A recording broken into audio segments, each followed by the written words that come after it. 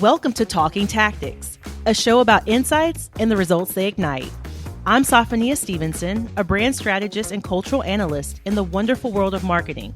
And every other week, I dig into the aha moments that changed everything for a higher education marketer. Each episode of Talking Tactics starts with an insight, following it from observation to action that created measurable results. We're talking about the breakthrough moments that happen with scrappy resources, and sometimes we'll even explore the tactics that, crash and burn, because there's also value in trial and error. Your next innovative idea might be hiding in your data, your hallway conversations, or your own gut instinct. So let's get to it. Advancement folks, if you are standing up, I'm going to politely ask you to sit down because I don't want you passing out on us when we talk about today's tactic. Again, go ahead and take a seat. I don't want anyone passing out on us. So today in the studio, I have Alex Rodríguez from UC Berkeley. He's their Assistant Director of Digital Campaigns. And I hate to tell you this, he put an end to the senior giving campaign. Alex, how could you? How dare you? There was only room for one diva at UC Berkeley, and I had to make the hard decision. And I'm really excited to share with you my story of how I destroyed and rebuilt senior giving at UC Berkeley. Just a quick overview of my career. I started out at UC Berkeley's fundraising team right after I graduated in 2019. I started out running student philanthropy, and over the years, my role has transformed, and I've been promoted to now run our crowdfunding program. But I still do a little bit of student giving on the side. And so, to be very honest with you, since day one, I knew I wanted to change the senior gift campaign. I attended UC Berkeley as a low-income first-generation student, and I knew, well, first of all, it was expensive. And I remember my impression of the senior gift campaign as a student. Yeah. So still not influenced by knowledge of fundraising too much. It was this big tradition that everyone else was in on in terms of like the student body. I was just behind. And when I got my first ask for the senior gift, the school did a telemarketing campaign, and the first ask was $500. Right.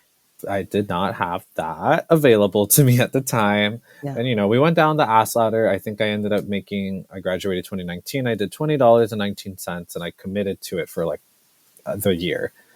When I got that solicitation, my impression was like, oh man, like I guess my peers are loaded. I'm just not. Right. But it must be this big tradition. I guess this is what I have to do as a senior, as a UC Berkeley student, soon to be alum. And that's how I ended up donating. And I feel that's how most students ended up donating within my class and previous classes. And it's funny that you mentioned that, because now I'm actually remembering as well when I got those emails. I specifically remember going to my counselor to be like, hey, do I have to donate to get my degree? Is this a part of the next step to graduate? What's happening here? Mm-hmm. And then when she was like, no, we just always ask for, on your way out to show your thanks and your commitment to staying in touch with us, XYZ. And I was like, okay, because I'm like you. I didn't have the money. And I was like, oh, no, I'm not going to be able to graduate because Exactly. And, when you're a senior, you see everything that says senior and you're like, oh, something else I forgot to do. The checklist that keeps checklisting. For the senior gift campaign, which we'll get into, is usually the first introduction students will have to considering philanthropy or giving back to their university. Right. And so confusion just from the first interaction says a lot of what the senior gift campaign is. And I don't mean to say that it never worked before. It totally has. Right. Our generations have changed how they interact with it. That being said, when I came into this role, I'm now in charge of student giving. I wanted to change it because, as I said, I had those perspectives. I was like, I had student loan debt. I can't be giving any money away. All my free money is going to my student loans. My peers and I struggled a lot while at school. Tuition's very expensive. Right. And, at least at Berkeley, we were very much, touting that, we're a school that has a very diverse student body, and we still do, and we're very proud of it. But in that sense, having a diverse student body means that, not everyone is going to participate in giving or philanthropy the same way. We also have to diversify that. So those were the things I came in with. The reactions I got were like, okay, people were a little supportive, but again, I'm new. It's my first career job. They're like, get through a year of it first and then see what you can keep and what you can take. And I was like, okay, valid. It's like slow down, Savannah. Savannah, slow down. Basically. And honestly, I'm with them. Like, I needed to experience it first. And unfortunately, COVID came the week of my campaign launch. Whoa. I never got to see it. And, in hindsight, I'm grateful for that timing. Yeah. In the moment, it was horrible. I was like, well, I guess I have no job, huh? Yeah, here you stand. Here I stand. So tell us a little bit. I know you had this concept called like the student giving game where you were getting people on board. Can you tell us a little bit about that presentation? And I also just want to flag that like it's one of the cutest, coolest little presentations I've seen. So I would love for you to tell us about the student giving game and how you kind of concepted and strategized that with kind of like that game motif. Thank you. So for those listening, if you work in student giving, you are most likely, to some extent, a team of one. I was part of a bigger team, but in all of UC Berkeley, I was the only person dedicated to student giving for the entire campus. I had other colleagues who were maybe in charge of student giving for the chemistry school or the business school, but the greater campus, it was just me. And those people that did do student giving, I was tight with them. We talked all the time. The rest of the university, in terms of fundraising, they don't know what I do. They are concerned with the much bigger gifts that come in that really sustain this university. I am the first step of the pipeline. I don't even have a pipe yet. When you're thinking about the donor pipeline, I'm on the ground.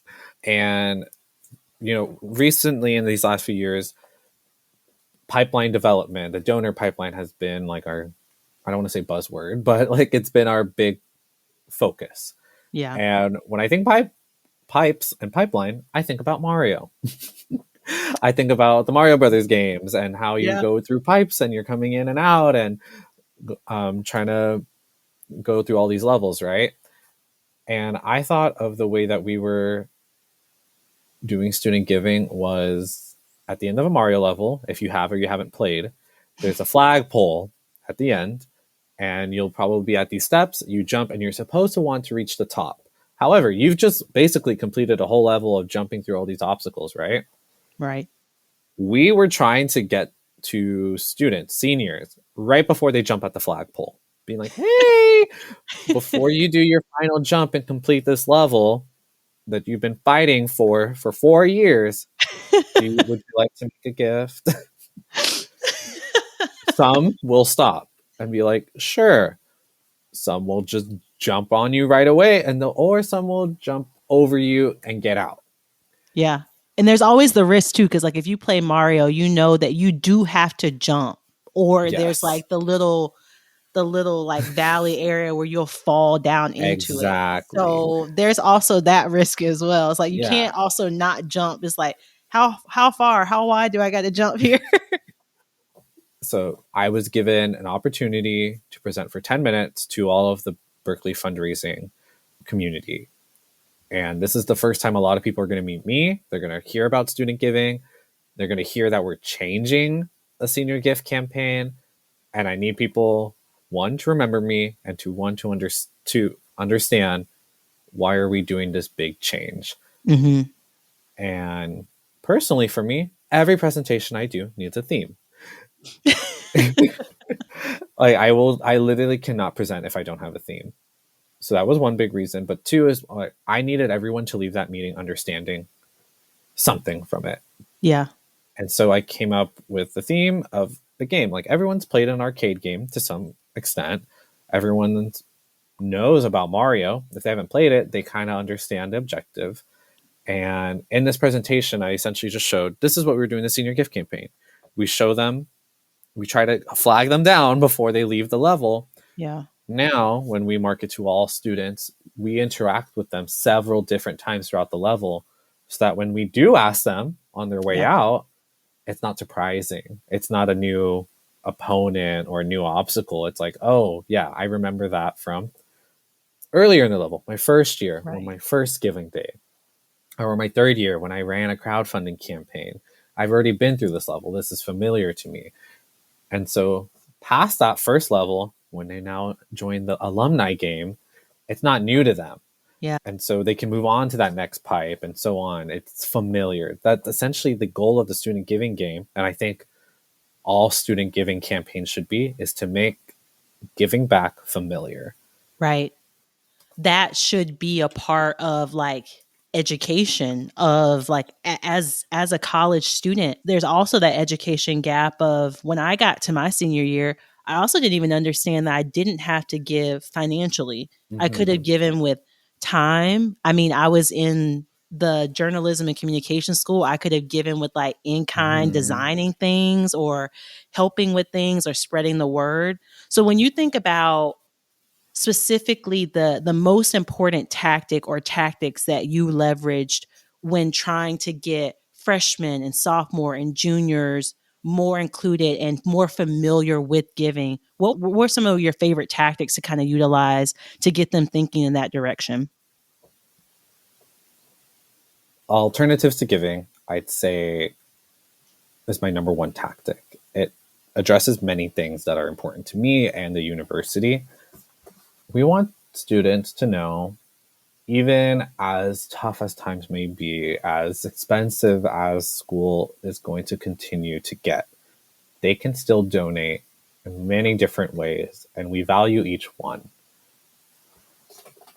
Your leadership might not say the same, but they're going to have to catch up eventually, Yeah. because I will tell you that's something I experienced is I pushed for, the time, treasure, talent for students in the beginning. Not everyone was on board with me, and now a few years later, now we're trying to find new ways to code in our data systems. Oh, this person volunteered once here, or they signed up to be an ambassador for our giving day. Mm, Now we're finding new ways of coding things like that. yeah. Back to the student experience. We want students almost to experience fundraising more than actually giving. Mm, And so, a lot of our students end up becoming volunteers during their giving day or during crowdfunding to raise money for their cause. Could be, for the most part, we usually see them participating for their registered student organizations, their sports teams, sometimes even their departments if they're really big fans of their major. And we offer ways for students to feel like they're participating in a culture of giving without having to give. So these alternatives to giving can take several different forms. One, of course, there's obviously donating. That's important. Two, we love seeing students sign up as project leaders for crowdfunding. So these are students who will put together a crowdfunding page. They'll create a video so people can see and learn more about their organization.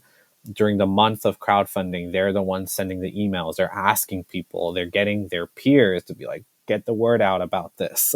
mhm. Um, because you know what that does for them? It makes them understand my job Right. and So your there's like a job if level of you're a ownership, fundraiser. accountability that it feels different when the email's coming from you because you're like, ooh, I got to perform, I got to put on. Exactly. And it's like, a lot of people will have like, oh, my university just calls me for money. And very valid. I think every university should be calling just in general, just to check in on us and support us after we graduate. I'm with y'all. But it at least gives a little more empathy as to why we're even asking. Right. Um, because at the end of the day, we're a public school, and we we rely on the public. Unfortunately, that's Yeah. our system. Aside from that, we see ambassadors also as a way of volunteering, and ambassadors for us mean these are people who will sign up to essentially get their own custom URL to support our giving day or crowdfunding campaign. We do offer some contests where it's like if you make a gift and you get two other people to make a gift, you plus two, they receive a special recognition status. Maybe they'll get some special socks with our mascot on them. We just did that for our last campaign. We asked people like, okay, you can sign up as ambassador if you can't give, or you just want to get the word out. We appreciate that. We offer social media contests during giving days as well. Our students really do respond well to those. We have a contest, which I'm very proud of, called Big Give Reels. Essentially, during the week of our giving day, whichever reel that makes a pitch for their group during giving day, whoever gets the most views wins $500. We, over the years... What week is this again? What week is this? So I can... Second week of March. Okay. All right. Let me get... Make sure y'all follow us at Cal Student Philanthropy. It's a really crazy, fun week. And I think it's just so smart to lean into, you know, everywhere else in higher ed, we're always talking about meet students where they are, meet students where they are. And sometimes, you know, meeting students in their, you know, little bank accounts might not be where they're at right now. But the social media piece and like the brand ambassador piece, influencer piece, like that is their world right now. Like they are so familiar with it and it's so easy and they know what to do. When you say, hey, we're going to have a real contest, they know exactly what that is. Exactly. And, you know, we put suggestions on how they can market their content. They come up with new ways every year. Yeah. With the social media contest, it's like however way you want to market your team, that's up to you. You just got to get the most views. And, you know, sometimes a lot of students resonate with like, okay, I can't give, but I can send this reel to like 20 of my friends. And maybe one of those friends actually ends up making a donation. That's important. And that really helps us. Let's take a quick pause for a word from our sponsor. Southeast Missouri State University needed to launch more targeted campaigns faster, yet they were bogged down by manual campaign builds, slow approvals, and vendor overload. With Element 451, they eliminated 5 vendor tools and gained marketing superpowers in one platform. They saw a 13% increase in applications, processed applications within 2 days, and achieved 33 to 35% email open rates. The impact? Personalized, automated campaigns running at scale, without the drag. Ready to turn your next campaign around in hours, not weeks? Try an agent today at element451.com/agents. So you're meeting students where they are. You are talking to them earlier. You're not waiting to the end of the game to add a new plot twist. Can you tell us some of the success you've seen from like a metric standpoint and kind of where you've seen things take off? For sure. The top of my mind with like our Big Give Reels contest. So the first year we did this, I believe, was in 2022. Same concept, make your pitch for your group, post a reel, and and whoever has the most views by halfway through our giving day, you win prize money. We had 12 videos, came around to 70,000 views. These are all organic, by the way. None of these views are paid for. This year, we had 57 videos with almost 400,000 views cumulatively. Whoa. All within 3.5 days, essentially. And, you know, this is only for $500 in prize money. $500, I don't think can buy you 400,000 organic views at this time. No, not at this time. Not the ethical way. Exactly. So you went from 12 videos to 57 videos in this time. And yes. And are these, just to kind of bring it back around, these are a variety of students from freshman all the way through senior? Yes, these are user-generated videos. Like we give them this platform and all class years are participating. We even get a few alums doing it too. It's really fun when you find the alums like commenting on like the students' videos and being like, back in my day, I was in the triathlon club. I will comment and support. Awesome.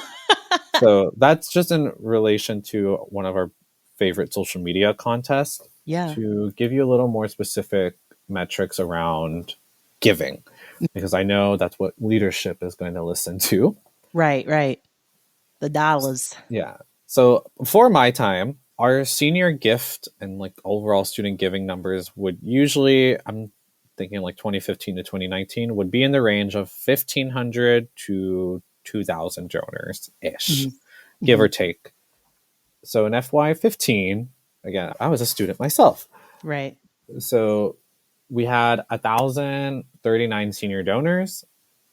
FY20, 5 years later, again, this is expected, this is COVID time, that went COVID. down to 238 senior donors. Yeah. And FY15, that when we had those 1,000 seniors, there were 237 non-seniors giving. Mm. And FY20, COVID year, 459 non-seniors. And so even in the COVID year, Yeah. the non-seniors were giving more than seniors. Of course, we expected some of that. We're not necessarily doing as heavy senior marketing, but we noticed there's something there. There's a trend. In FY15, FY20, the number of non-senior donors were going up, senior donors were going down. So that kind of gave me a foundation to, again, start pushing for all student giving. Right. In this most recent fiscal year, FY25, we had 361 senior donors, 1,515 non-senior donors. So we are approaching pre-pandemic levels of giving, but in completely flipped demographics. So percentages are a little, my percentages might be off a little bit, but it's looking like first years are actually 29% of our student donors. First years! I still find that shocking. That Second is years. so. Wait, hold on. Yeah. So First almost a quarter are freshmen. And when you are categorizing giving, you're categorizing the full category. What'd you say? Treasure, talent, and time, I think is maybe what you said. So that captures all of that. Or are that these actually monetary? this is only monetary donations. Whoa. Okay, so a quarter is just monetary, and that doesn't Yes. account for students that may have volunteered or done in Yeah, kind. our volunteers are. Wow. We're still working on putting all that together. Yeah. But we do have students of all class years participating and as volunteers and everything like that. Like, I really do need to work on those metrics for that. We're still figuring it out. But when it comes precisely to monetary giving, more than a quarter are first years.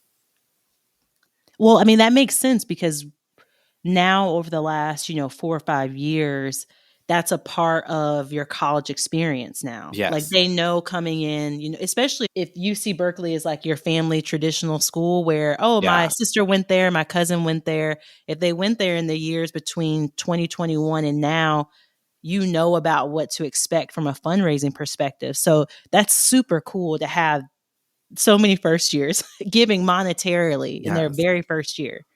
I'd say, and this is also another tactic that I would totally recommend for everyone, is I think one of the reasons why we see first years so heavily involved is that we have a presence in their orientation programming. All of our students have to complete a online course before they start the school year. And in that course, I think we have like 1 or 2 pages that's just like, this is Big Give. This is our giving day. This is a tradition here at Cal. You can give, but you can also volunteer. You can participate in social media contests. Follow us at this account for when we start doing these contests and stuff. It's a really fun day when the entire community comes together. We care about fundraising here at Berkeley. That was new, and we started implementing that in 2021. And, 4 years later, first years are the ones who are giving the most. Yeah. We're working on retaining them. That's the next step in the pipeline. But the fact that it's now first years who are carrying student giving is huge. And here's the thing, like, if we get them to give their first year, second, third, and fourth year, it'll be so much easier to get them the year after they graduate. It becomes a habit, right? Like when you have that habit of giving every year, and especially even after you leave, from an alumni perspective. It's just a part of how you show up and show pride for your school. It's familiar. Like, Yep. oh yeah, the big give again. All right, let's see. Who will I donate to now? Which contests are they doing this year? Like, not the most enthusiastic reaction, but it's familiar. That was my goal when it comes to all of student giving. Is, again, we want to make it familiar so that when we do ask, it's not like a, huh? Like, who are you? Like, why are you asking now? Like, Who I'm are about you? to leave. Wait a minute. Oh. Who are you? So as we wrap here, let's say you've got some folks in advancement and they're like, man, I want to take this to, my leadership. I want to consider maybe not even ending senior giving, but adding other giving in with this. What would be some of your advice that you would give them to how to bridge that conversation and bring it forward? Because like we said, putting out there, ending a senior campaign might be met with some friction, and knock on wood, we're not going to have the opportunity to have COVID shut down giving again. Oh my God, please no. Please no. So first thing that comes to mind, what advice would you give for someone that maybe want to try this? For sure. My first thing I'll say, it's totally possible. You will face some resistance, most likely from senior leadership, and rightfully so.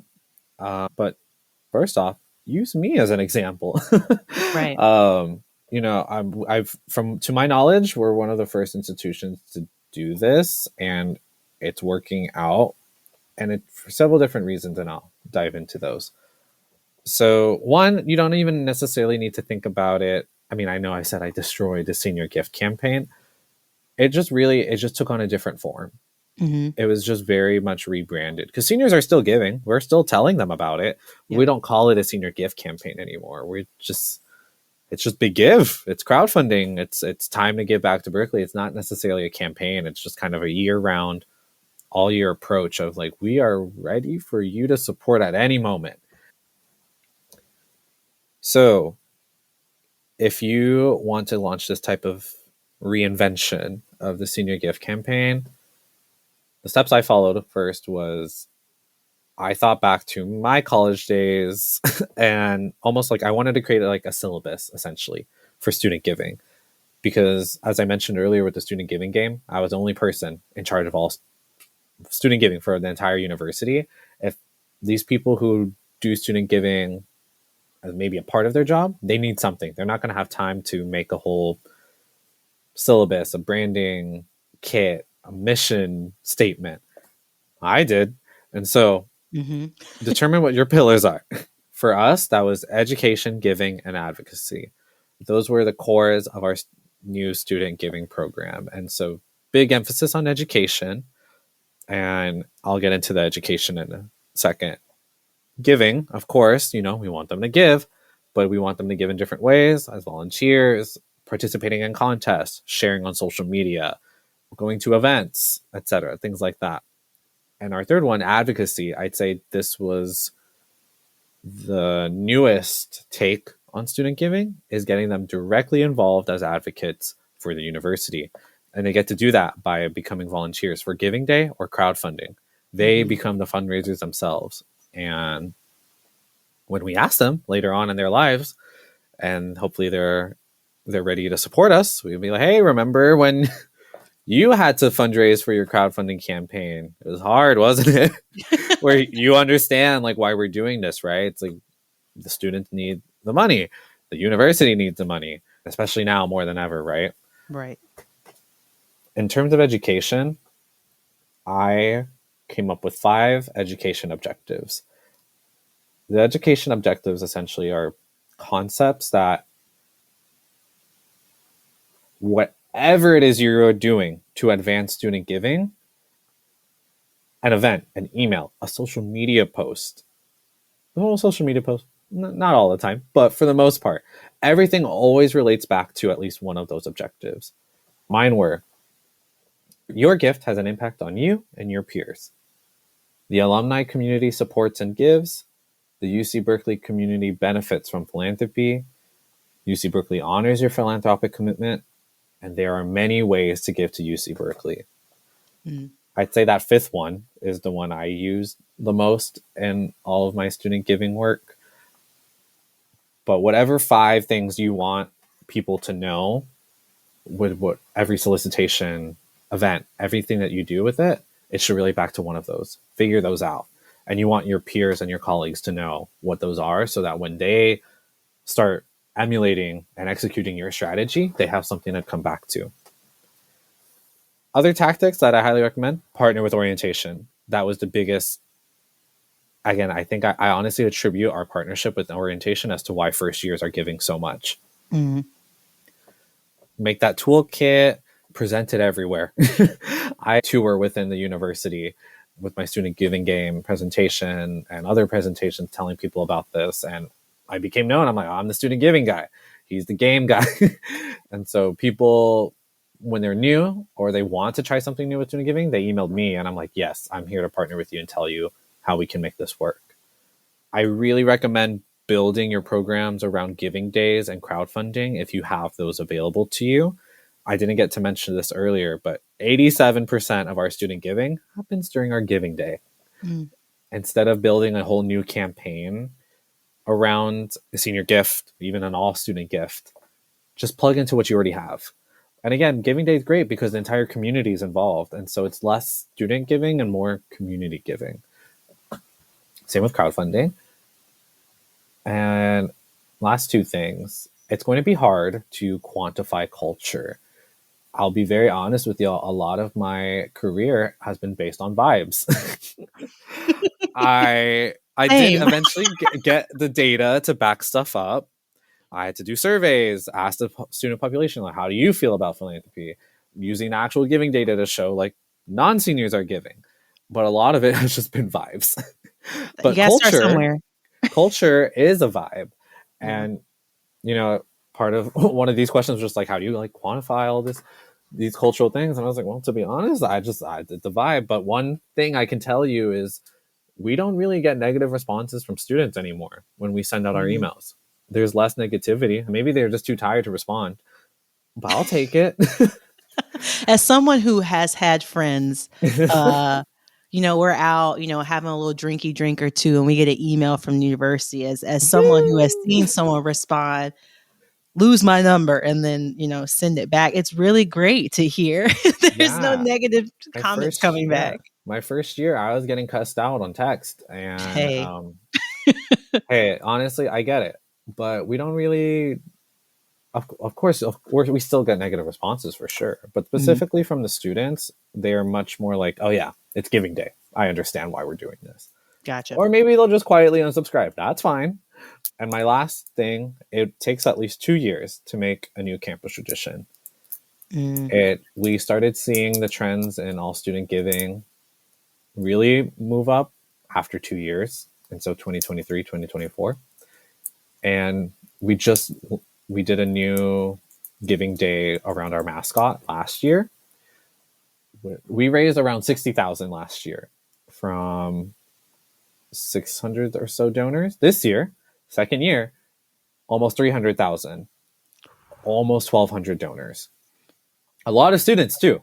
Yeah. And the students, they did great with it. Lots of great content. And I'll say my metric now, we had a positive post on Reddit about fundraising. Oh, we love Someone posted like, oh my God, our mascot Oski helped Berkeley raise $300,000. That's amazing. Like, wow, like go Bears. That was not paid. Let me tell you, knowing that, you know, ChatGPT pulls in from Reddit, it's a win. I never go on Reddit. I'm scared.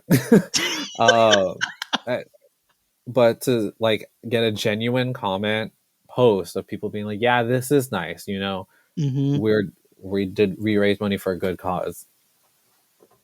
Revolutionary, genuinely. Round of applause. And again, it's just making things familiar.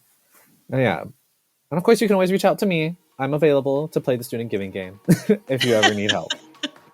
Well, thank you so much, Alex, for being on the show today. We really appreciate those insights. And you hear it, folks. Giving is not a game, but it can be. So, Yes. so everybody out there, keep walking the walk and talking the tactics. We'll see you next time.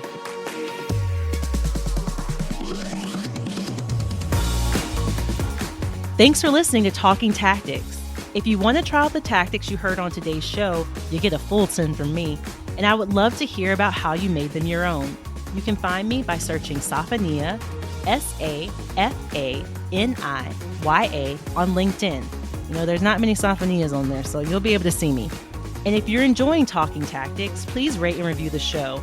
The overachiever in me needs your feedback, and I'll certainly use it for confirmation or, optimization, depending on the review. And finally, if you just can't get enough great podcasts, the Enrollify Podcast Network delivers with an amazing selection of other marketing and admissions-based podcasts just for you. Visit Enrollify.org and subscribe for all the latest details and content drops directly to your inbox. Enrollify is brought to you by Element 451, the digital workforce platform for higher ed. Learn more at element451.com. See you next time.